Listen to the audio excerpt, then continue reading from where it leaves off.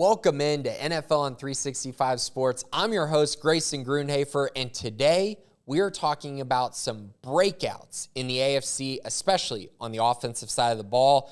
We're going to talk about all kinds of elite weapons in the NFL who are just at the point where they could turn into complete superstars. So let's talk about it. Let's do this.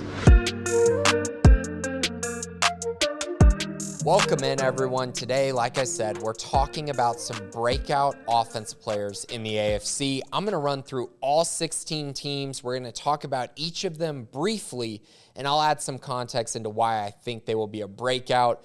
My definition of a breakout might not be like everyone else's. I think this could be a guy who is completely out of nowhere going to end up being a quality player, or a guy who was a quality player last year who I think can ascend into being a potential superstar for his team and for the roster of the organization that he plays for. So we're going to start with the Denver Broncos, and my breakout player here is Jeudy, the wide receiver there. I think he's just a very special talent. You see him run routes. You're just amazed by the fact that he creates so much separation. I think he's going to be a true safety blanket for Russell Wilson.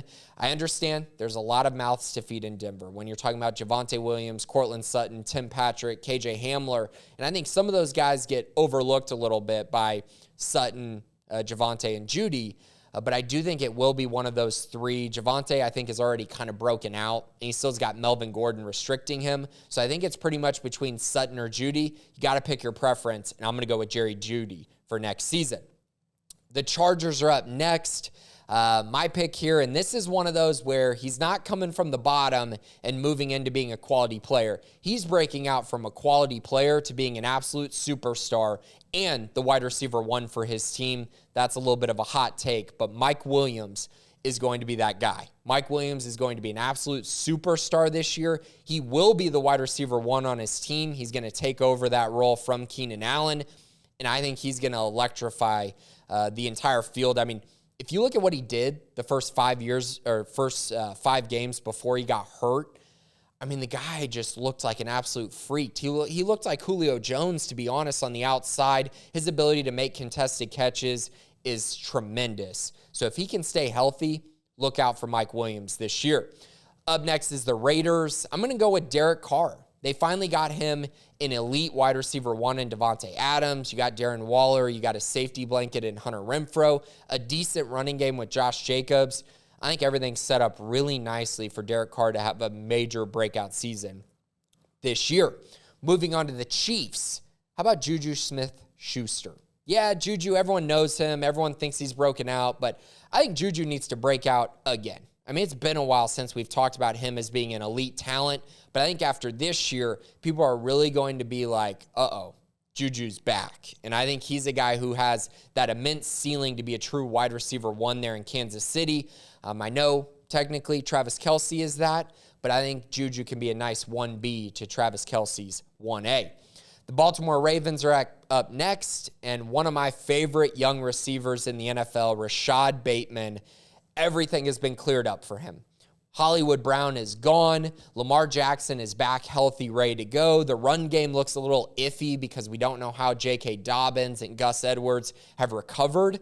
So Rashod Bateman, year 2, watch out. This dude is going to absolutely break out. Over 1,000 yards and 10 touchdowns is my bet for Rashod Bateman this season. Moving on to the Bengals, and this is kind of a complete sleeper guy, a guy who I think is so sneaky on a team. He just kind of snuck up on this team, and I don't think anyone realized it. But Hayden Hurst, the tight end, he moved over from Atlanta this year. I think he's a very special talent. I mean, you go back and look at what he did in Baltimore and then his first year in Atlanta. He runs really smooth routes. He's very athletic. And I think in the right system, he can do some great things. And CJ Uzomah is gone from Cincy. So now it's really all about Hayden Hurst. And he gets to be tied to Joe Burrow. And he gets to just run across the middle of the field while T. Higgins and Jamar Chase are taking away all the coverage. Hayden Hurst is going to have a great season this year. The Browns, how about a rookie? How about we go for a rookie for the Browns? David Bell, the wide receiver out of Purdue. I'm expecting big things from David Bell this year. I know they have Amari Cooper, but that's a great thing for Bell. because Cooper can take away a lot of the attention, and I think Bell's going to have a lot of one-on-one matchups, a very highly productive wide receiver in college, and one who is just a quarterback away from having a massive season. So we'll see if Deshaun Watson actually ends up being the quarterback, because if he does, David Bell has a very high ceiling this season. Moving on to the Steelers, how about their third wide receiver, George Pickens? I know you got Deontay Johnson. I know you got Chase Claypool, but George Pickens is a special talent and a guy who could come in and create a role immediately on this team, especially in the red zone. I'm very intrigued by him. I think that this team may not throw it enough to make him, a top wide receiver in the entire league year one, but I do think you'll see some flashes out of Pickens where he looks like possibly the most talented receiver on that team. Moving on to the Bills, this was a really tough one for me, depending on which way I wanted to go, is between James Cook and Gabriel Davis.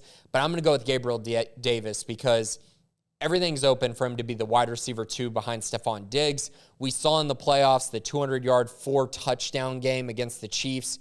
Ridiculous stuff. That's just, I know it's kind of fluky, but talent-wise, that's not fluky. It takes a lot to do something like that at the NFL level. Gabriel Davis clearly has the ceiling to do that.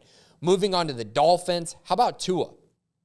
How about it? He added Tyreek Hill. He's got Jalen Waddle. He's got Mike Gesicki, Chase Edmonds, all kinds of weapons. Everything is there for Tua to be successful. The question is he good or is he not? That's going to be the question that will be answered this year. I tend to lean more towards he can be pretty good, and when you have those weapons, it might take you from pretty good to really good next season. Moving on to the Jets, pretty easy one. Zack Wilson, the weapons are there. Breece Hall, absolute superstar, I think. You got Elijah Moore, you got Garrett Wilson. The weapons are aplenty for Zack Wilson to be successful. The Jets are terrible, but maybe he'll be a bright spot on what should be probably another mediocre or bad year in New York. Next up is the Patriots, and I know everyone loves Damian Harris, but I like Rhamondre Stevenson more. I think Rhamondre Stevenson is going to be an absolute breakout this year. He's a tank. He scores in the goal line. He can actually catch the football, which is something Damian Harris cannot do. And because of that, I think he's going to play a big role in the Patriots offense this season. Next up is the Jaguars. Let's reunite Trevor Lawrence with Travis Etienne, because I think Travis Etienne is going to have a massive year. James Robinson probably won't be ready to start the season, and therefore Travis Etienne is going to be this year's Najee Harris from a target standpoint.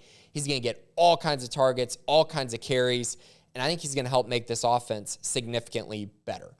Next up is the Texans. How about Brevin Jordan, the young tight end, 21-year-old out of Miami? We saw flashes last year, but I think he's even better than that. I think this is a team that's going to have to throw the ball a ton, and because of that, Brevin Jordan could have a very nice season this year and be a sneaky tight end guy that you look back at the end of the year and go, man, he had a really productive season for the Texans.